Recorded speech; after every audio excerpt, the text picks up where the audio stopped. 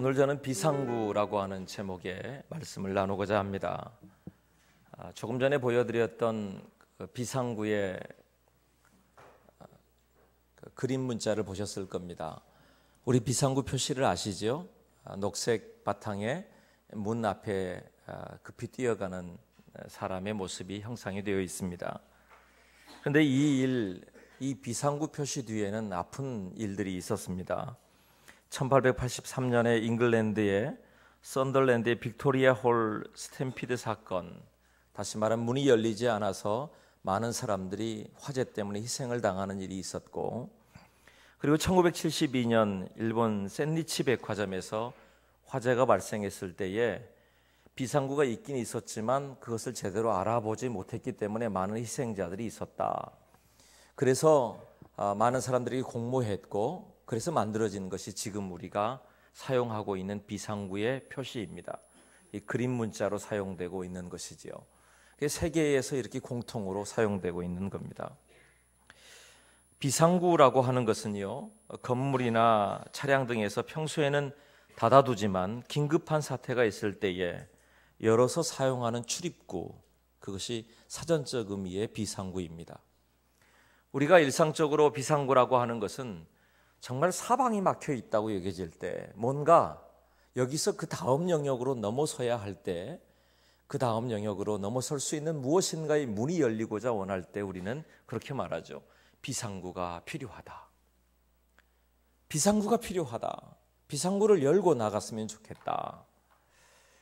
제가 이번 주 말씀을 묵상하고 준비하다 그런 생각을 했습니다. 올해 우리에게 주신 표어가 열어주소서잖아요. 열어주소서. 그리고 한 달이 넘게 우리가 열어주소서의 말씀을 들었는데, 그런데 과연 우리가 어떤 문을 열고자 할까? 이런 질문이 갑자기 든 거예요. 나름대로의 소원도 있고 나름대로의 기도하는 제목도 있을 겁니다. 그래서 뭔가 나는 이 문을 열고 나가고 싶습니다. 이 문이 막혀 있으니 이 문은 꼭 열어보고 싶습니다. 그런 문들이 여러분에게 있을 거예요. 여러분, 이 새해 이 한 해 동안 여러분에게 반드시 열리는 은혜가 있기를 축복합니다. 그런데 더 깊이 생각해 볼 것은, 그럼 과연 우리가 열고자 하는 문은 정말 좋은 문인가? 과연 그 문을 열고 나섰을 때 우리에게 정말 복이 될 것인가? 하나님이 기뻐하시는 문인가? 이런 고민을 해보신 적이 있으신가요? 오늘 그 질문을 해보고자 합니다. 오늘 말씀의 이야기는 우리가 잘 알고 있듯이 예수님께서 바리새인들과 서기관들에게 예수님의 사역에 대하여 그들에게 가르쳐주고 싶으셨던 예화의 세 가지입니다. 하나는 잃은 양을 찾는 목자의 비유요, 잃은 동전을 찾은 여인의 비유, 또 집 나간 둘째 아들을 기다리는 아버지의 비유입니다. 탕자의 비유라고도 하죠. 이것을 통해 예수님이 말씀하시고자 하는 게 무엇이었을까요? 그 당시에 바리새인들과 서기관들이 예수님을 조롱했습니다. 왜냐하면 예수님께서 친구로 삼으신 사람들, 예수님이 만난 사람들은 아픈 이들이나 고통받는 이들이나 그들이 생각하기에 죄인이라고 생각하는 이들의 친구가 되어주셨고, 그들에게 예수님 찾아가셔서 그들에게 구원자의 그 복음의 역사를 예수님이 설명하셨고, 그리고 그들의 친구가 되어주셨기 때문에 그렇습니다. 그런 그들에게, 바리새인들과 서기관들에게 예수님은 말씀하시는 겁니다. 하나님이 정말 기뻐하시는 게 뭐냐? 또 예수님이 이 땅에 오신 이유가 무엇이냐? 그것을 오늘 본문의 세 가지 비유를 통해서 이렇게 말씀하시는 겁니다. 7절 말씀에 내가 너희에게 이르노니 이와 같이 죄인 한 사람이 회개하면 하늘에서는 회개할 것 없는 의인 99으로 말미암아 기뻐하는 것보다 더하리라. 10절에도 이렇습니다. 이 죄인 한 사람이 회개하면 하나님의 사자들 앞에 기쁨이 되느니라. 무슨 말일까요? 99마리의 양을 놓고 잃어버린 한 마리의 양을 찾는 것, 그것은 하나님께서 잃어버린 한 영혼을 찾는 것에 대하여 얼마나 기뻐하시는지 하나님 아버지의 마음을 말하고 있는 겁니다. 잃어버린 한 드라크마, 동전 하나 때문에 온 집안을 쓸고 불을 켜고 딱 찾아냅니다. 그리고는 찾아낸 이후에 양을 찾을 때도 그러하고 이 동전을 찾을 때도 그러하고 이웃을 불러다가 잔치를 벌였어요. 배보다 배꼽이 더 큰 거죠. 동전 하나 찾았다고 잔치를 벌이는 일이 있단 말이에요. 그런데 그것마저도 그것이 아버지 하나님의 마음이라고 예수님 가르치시는 겁니다. 하물며 집 나간 둘째 아들을 기다리는 아버지의 마음은 정말 간절한 하나님의 마음에 대하여 말씀해 주고 계시는 겁니다. 하나님의 마음이 이러할진대 잃어버린 것을 찾아내는 것, 또 뿐만 아니라 그가 돌아오는 것, 그것을 기뻐하시는 하늘의 잔치가 벌어지는 이 놀라운 이야기를 통해 우리에게는 무엇을 말씀하실까? 또 우리는 어떤 마음을 품고 있을까? 저는 이 마음을 우리가 이해하는 것이 우리가 이 새해 동안 우리가 열어가야 될 문을 결정하는 좋은 방법이라 생각했기에 오늘 말씀을 통해 비상구라고 하는, 비상문이라고 하는 이 말씀을 나누고자 하는 것입니다.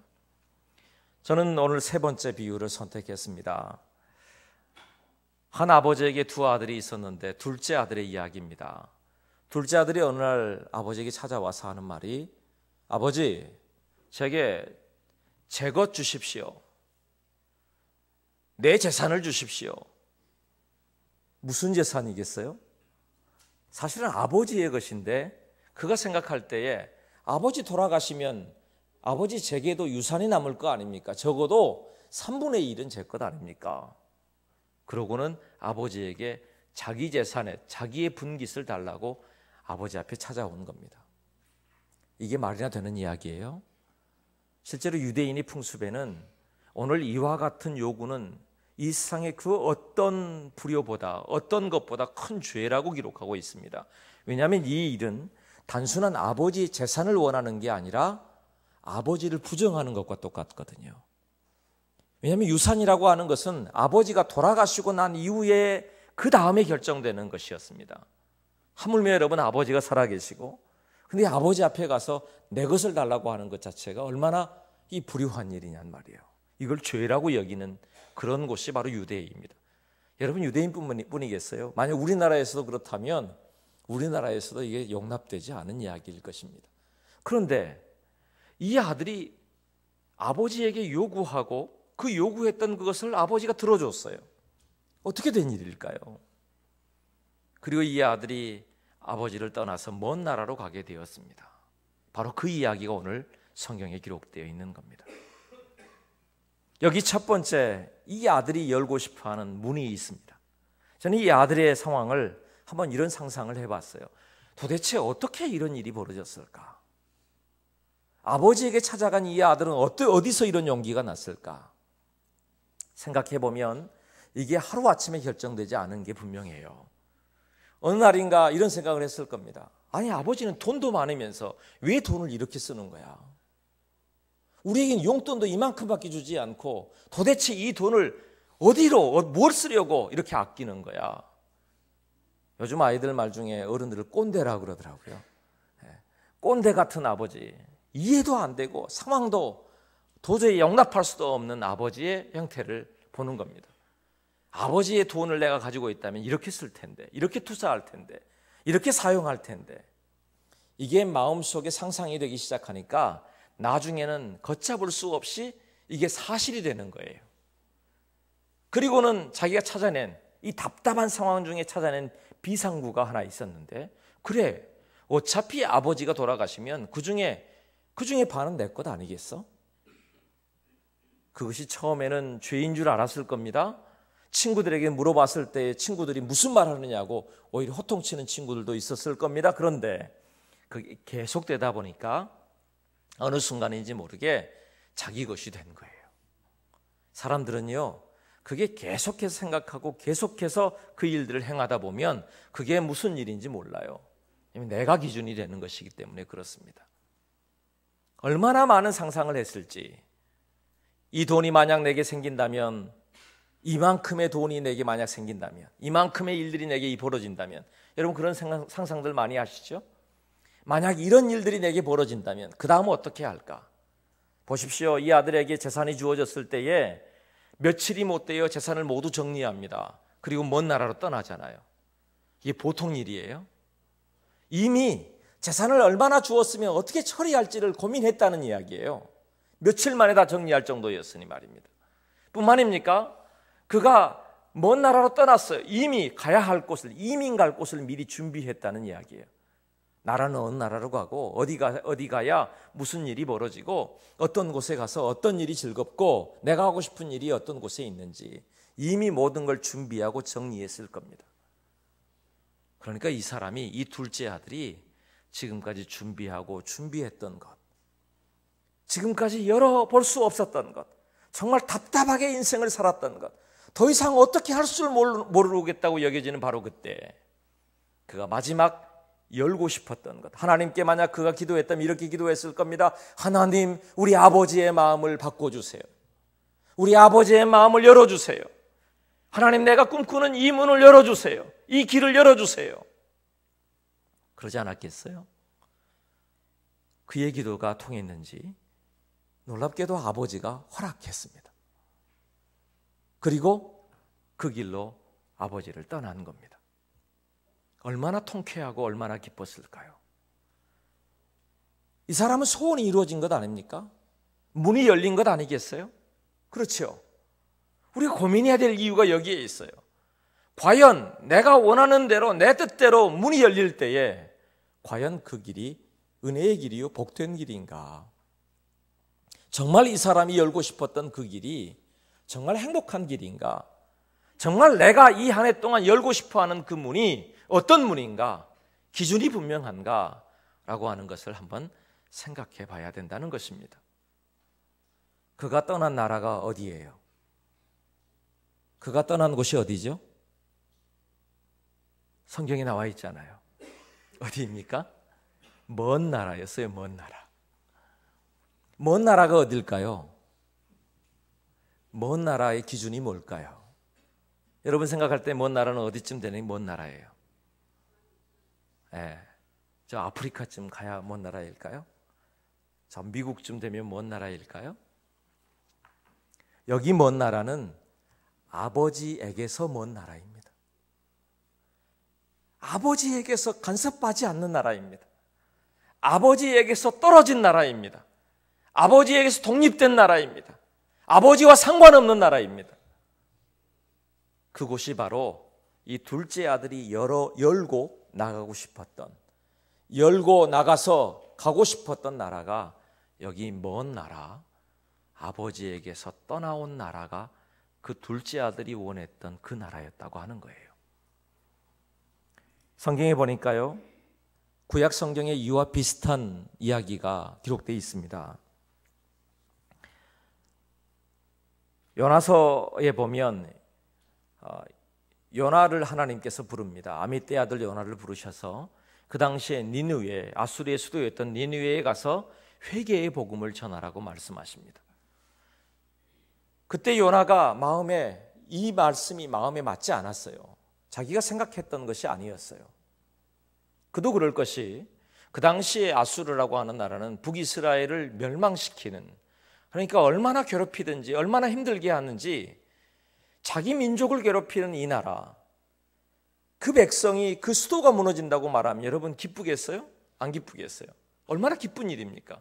그런데 이 아미떼의 아들 요나에게 임한 하나님의 말씀은 그 나라가, 그 수도가 멸망할 것이라는 이야기까지만 들었으면 좋았을 뻔했는데, 네가 가서 그곳에 가서 회개의 복음을 전하라는 겁니다. 그들이 회개하고 살게 하라는 겁니다. 하나님 그 땅을 멸하실 겁니까? 어떻게 멸하실 겁니까? 하나님 불을 내리실 겁니까? 땅이 갈라지게 하실 겁니까? 우박을 내리실 겁니까? 하나님의 재앙이 무엇입니까?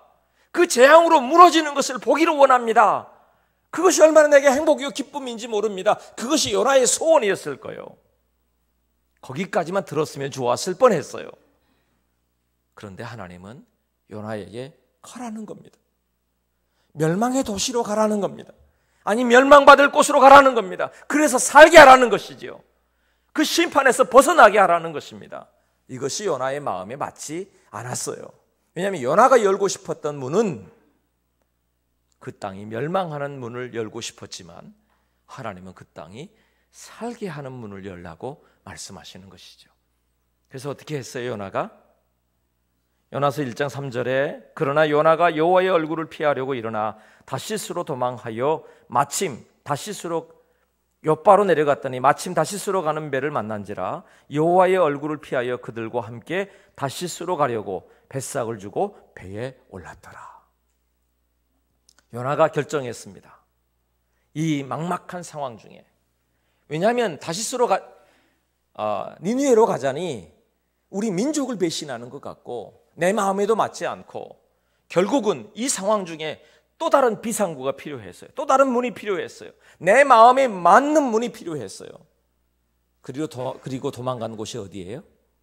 선택한 곳이 어디입니까? 다시스이죠.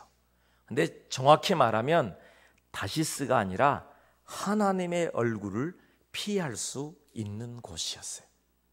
그렇죠. 하나님의 얼굴을 피하려고 갔던 곳, 그게 다시스 아닙니까? 그 다시스로 옮겨가려고 했던 것이 오늘 여기 요나의 마음이었습니다. 그런데 여기 기적 같은 일이 벌어집니다. 어떤 일이죠? 요나가 자기의 마음이 좀 불편했어요. 하나님의 뜻을 거절하는 것 같아서. 그런데 이 다시스로 가는 배를 타려고 욥바로 내려가는데 성경은 이렇게 말합니다. 마침 다시스로 가는 배를 만난지라. 야, 이게 하나님의 뜻이 분명해. 하나님 말씀은 니느웨로 가라고 하시지만 그래, 하나님은 내게 피할 길을 주시는 거야. 마침 그곳에 가자마자 다시스로 가는 배가 마침 그 자리에 있는 거예요.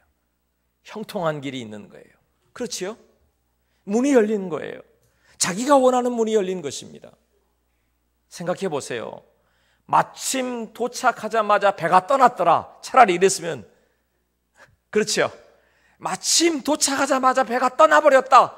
그리고 회개하고 돌이켜서 니느웨로 갔다. 이러면 좀 좋을 텐데 이상한 일은 마침 도착하자마자 다시스로 가는 배가 있었어요. 마침 호주머니 뒤져보니 뱃삭이 될 만큼만 돈도 있었어요. 여러분, 그런 일이 결국 우리에게 내가 원하는 길대로, 내가 원하는 문대로 길이 열리는 거죠.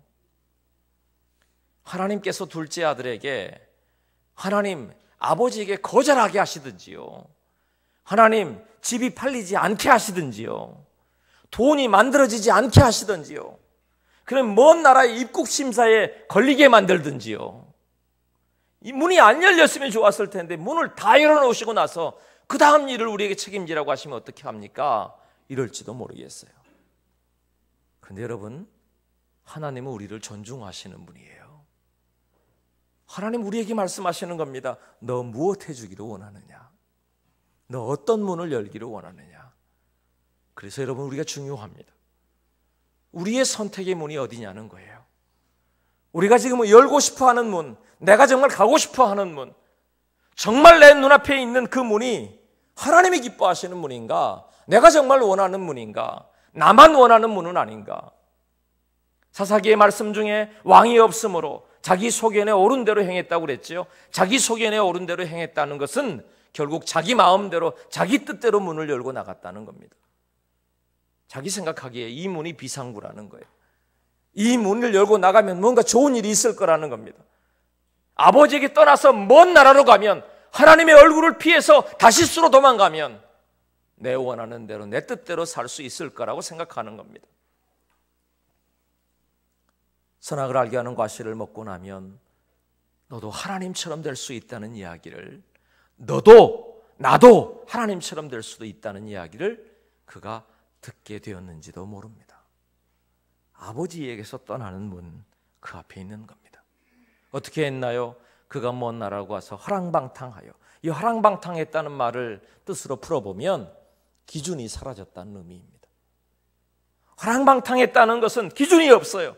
어디에 무엇을 해야 될지를 모르는 거예요. 어떻게, 왜 사는지, 어디를 향해 가고 있는지, 무엇을 위해 돈을 쓰는지, 무엇을 위해 지금 내 건강을 사용하고 있는 것인지, 내 시간과 내 인생은 어디를 향해 가고 있는지, 그게 허랑방탕입니다. 자기의 에너지와 자기의 인생과 자기의 시간들, 자기의 삶을 그곳에 모두 허비했다고 말합니다. 사람들은 말할 겁니다. 투자했다고 말이에요. 그러나 하나님은 평가하시기를 허비했다고 말씀하십니다. 우리는 생각할 거예요. 아니, 우리 이런 길로 안 가고 싶습니다. 우리가 원하는 길만 가는 게 아니라 세상을 보십시오.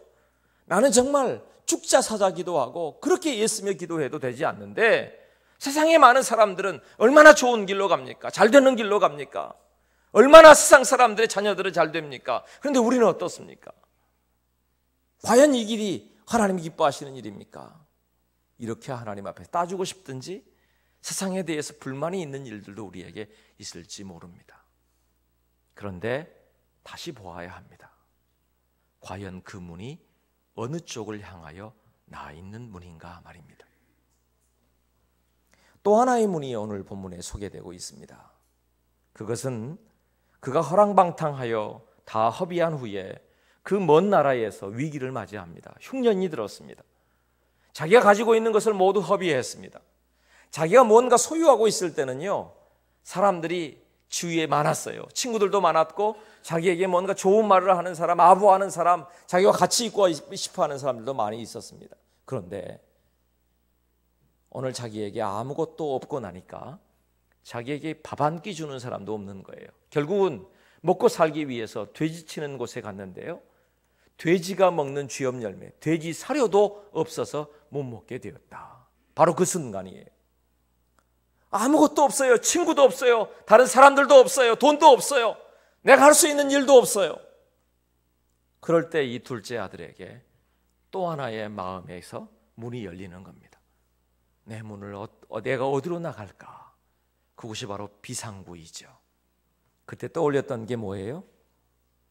이에 스스로 돌이켜 이르되, 스스로 돌이켰다는 말은요, 스스로 자기를 보았다는 이야기거든요. 내 모습을 보게 된 거예요. 내가 지금 어디에 있는지를 보게 된 것이죠. 그리고 나서 하나의 문을 발견했는데, 내 아버지에게는 양식이 풍성한 품꾼이 얼마나 많은가. 나는 여기서 줄여 죽는구나. 내가 일어나 아버지께 가서 이르기를, 아버지, 내가 하늘과 아버지께 죄를 지었사오니 지금부터는 아버지의 아들의 일컬음을 감당하지 못하겠나이다. 나를 품꾼의 하나로 보소서. 그가 생각해낸 문이 있었어요. 아버지께로 가는 문입니다. 아버지께로 가는 문. 그가 스스로 돌이켜서 자기 자신을 보고 발견한 문이 있습니다. 그것은 아버지께로 돌아가는 문이었습니다. 처음 그가 열었던 문은 아버지께로 떠나가는, 아버지에게서 떠나가는 문이었다면, 이제 그가 다시 발견한 문은 아버지께로 돌아가는 문이었어요. 포기하지 않았습니다. 일어섰습니다. 그리고 아버지께로 돌아갔습니다. 그것을 우리는 성경이 이렇게 말합니다. 회개다라고 말해요. 회개했다. 그것을 성경은 믿음이라고도 말합니다. 그것을 성경은 은혜라고도 말합니다.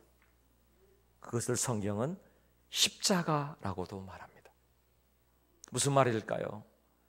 바로 그곳을 통과하여 아버지를 떠올렸던 진짜 비상구를 발견해 내었다는 사실이에요. 회개는 무엇인가? D.L. 무디는 그가 설교하면서 이렇게 말했습니다. 주둥이가 좁은 꽃병에 손을 집어넣을 때 겨우 손을 집어넣었어요. 근데 빠지지가 않아요. 왜 빠지지 않을까요? 속에 뭔가 집어내려고 주먹을 쥐었더니 빠져나오지 않더라는 겁니다. 그럼 어떻게 뺄까요? 손을 풀어야죠. 다 내려놓아야죠. 그리고는 손을 빼내는 겁니다. 그걸 회개라고 했어요. 내가 움켜쥐었던 것을 풀어놓고 오직 나의 모든 것을 내어놓고 아버지께 두 손을 들 때, 그때서야 문이 열리는 곳이 회개인 거죠. 그때 문이 열리는 곳이 믿음이요, 그때 문이 열리는 곳이 은혜요, 그때 문이 열리는 곳이 십자가 아닙니까? 여러분, 우리가 예수님을 왜 믿나요? 우리가 예수 그리스도를 왜 믿고 예수님과 왜 동행하려고 하고 왜 예수님의 이름으로 기도하고 왜 예수님의 이름으로 문을 열어달라고 말하는가요? 자, 이제 우리에게 적용해 보십시오. 이것에 대한 해답을 찾고 싶은 겁니다. 처음 문은 분명히 열린 문은 열린 문이었는데 아버지에게서 떠난 먼 나라로 향해 가는 문이었고, 두 번째 문은 다 없어진 것 같았는데 놀랍게도 두 번째 열린 문은 아버지께로 돌아오는 문이었습니다. 아버지께로 가까이 가는 문이 열렸다고 말하는 것입니다. 히브리서 10장 19절에 그러므로 형제들아 우리가 예수의 피를 힘입어 성소에 들어갈 담력을 얻었나니 그 길은 우리를 위하여 휘장 가운데로 열어놓으신 새로운 살 길이요 휘장은 곧 그의 육체니라. 예수님에 대한 이야기죠. 예수님이 십자가에 못 박혀 죽으실 때 휘장이 갈라졌다고 말했어요. 이 휘장은 어디의 휘장일까요? 성소 안에 있는 휘장입니다. 성소에 휘장이 있었는데 지성소와 성소를 나누는 그 중간에 휘장이 가로막고 있었어요. 바로 그 지성소로 들어가는 그 휘장이 찢어진 겁니다. 그 문이 열린 겁니다. 지성소는 누가 들어갈 수 있었나요? 대제사장이 들어갈 수 있었던 곳입니다. 처음에는 향로를 들고 들어가고 자신의 죄를 회개하며 들어가고 그리고 백성의 죄를 가지고 들어가고 하나님 앞에 나아가서 그 모든 죄의 용서함을 받고 주의 말씀의 선포를 듣고 그리고 나아가 그 지성소에 들어갔다가 나온 이후에 온 백성에게 죄의 사함을 선포하고 그리고 그곳에 축복의 메시지를 전할 때에 온 백성이 기뻐하면서 잔치를 벌이고 축제를 벌였던 시간, 그 시간이 대속죄일의 시간이었습니다. 그런데 문득 이런 생각이 들었습니다. 예수님께서 십자가에서 열어놓으신 문, 그럼 휘장을 열고 안으로 들어섰을 때에 또 다른 문이 있을까요? 그곳이 어디라고 그랬어요? 지성소라고 그랬죠. 성소의 문을 열고 들어가서 지성소에 들어갔어요. 그럼 지성소에는 뭐가 있을까요? 뭐가 있어요?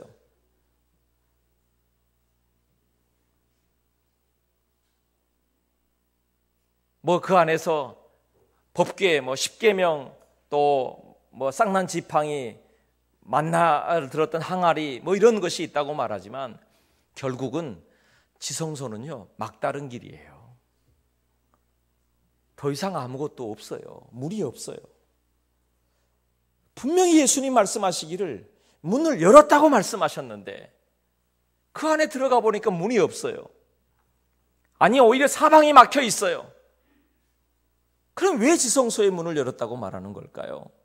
왜 예수님은 그의 육체로 그의 십자가로 성소의 문을 열었다고 말씀하시는 걸까요? 바로 그 지성소는 하나님과 만나는 장소이기 때문에 그래요. 그 지성소, 그곳으로 들어가는 자가 하나님과 독대하는 겁니다. 하나님과 만나는 겁니다. 하나님과 만날 수 있는 곳이 바로 그 지성소인 겁니다. 말씀드렸지요. 문은 있는데 성경에 나와 있는 문을 보니까 열었다라고 말할 때 대부분의 문은 어떤 거냐면 들어가는 거예요.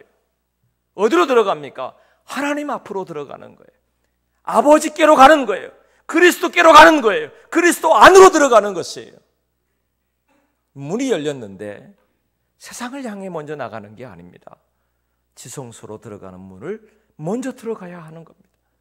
지성소로 먼저 들어가서 우리의 인생의 죄악의 문제를 해결하고, 지성소로 먼저 들어가서 하나님을 대면하여 만나고, 지성소로 먼저 들어가서 하나님의 은혜와 복과 그 축복을 누리고, 그리고 세상에 다시 나아가서 은혜의 통로, 생명의 통로, 복음의 통로가 되는 것, 그것이 우리가 열어야 할 하나님의 뜻이 있는 하나님의 문인 줄로 믿습니다. 그래서 우리가 결정해야 하는 겁니다. 우리가 열고자 하는 문이 무작정 잘 열린다고 다 열리는 게 아니에요. 요나가 다시스로 가는 배를, 다시스로 가는 배가 딱 맞게 여기 있어? 문이 열렸네? 그게 문이 열린 게 아니에요. 아버지가 허락했네? 내 재산은 모두 정리할 수 있었어. 먼 나라 이미 갔더니 입국 심사도 다 제대로 되고 그곳에 만날 친구들도 있고 다 열리는 것 같고 잘 되는 것처럼 여기지만 그게 아닌 겁니다. 오늘 우리에게는 두 가지 문이 있습니다. 아버지에게서 멀어지는 문, 하나님의 얼굴을 피하는 문. 또 한 가지의 문이 있습니다. 아버지께로 돌아오는 문, 그리고 아버지의 얼굴을 대면하여 만나는 지성소의 문 말입니다. 사랑하는 여러분, 축복합니다. 그 주님의 문이 여러분 안에 먼저 열리게 되기를 축복합니다. 지성소의 문이 먼저 열리게 되기를 축복합니다. 그리고 나서 세상의 문이 열리기를 축복합니다. 주 안에서 열린 문을 찾게 되는 겁니다. 지극히 높은 주님의 나 지성소로 들어갑니다. 세상의 신을 벗어서 주 보좌 앞에 엎드리니 내 주를 향한 사랑과 그 신뢰가 사그라져 갈 때 하늘로부터 이곳에 장막이 덮이네. 이곳을 덮으소서, 이곳을 비추소서, 내 안에 무너졌던 모든 소망 다 회복하리니 이곳을 지나소서, 이곳을 만지소서, 내 안에 죽어가는 모든 예배 다 살아나리라.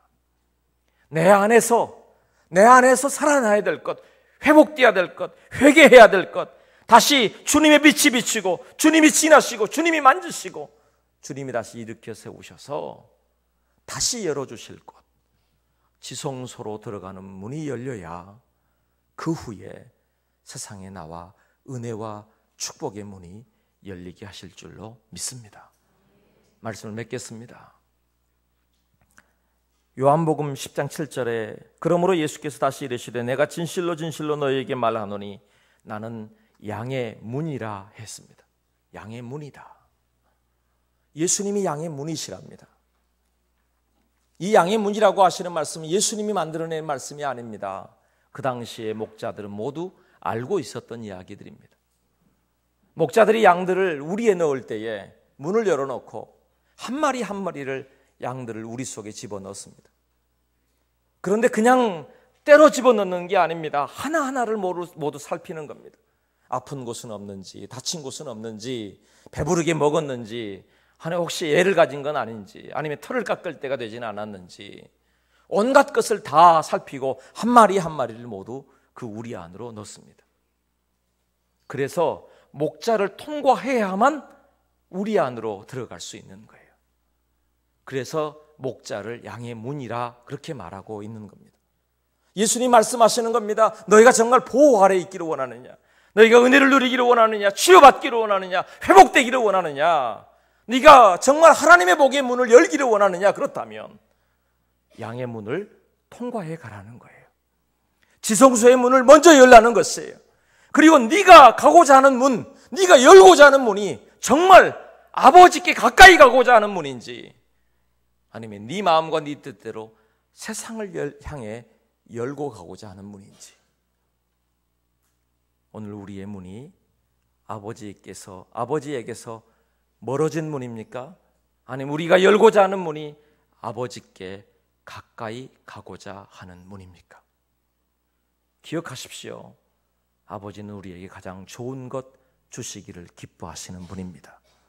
그러므로 내가 아니라 아버지가 계신 곳에 먼저 통과하여 세상의 빛과 소금으로, 세상의 복의 통로로, 세상의 복음의 통로로, 소망의 통로로 여러분이 열고 나아가는 은혜가 우리 모두에게 있기를 축복합니다.